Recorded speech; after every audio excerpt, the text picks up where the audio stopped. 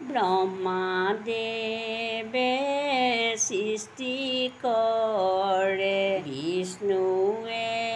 পালন কৰে, পশুপতি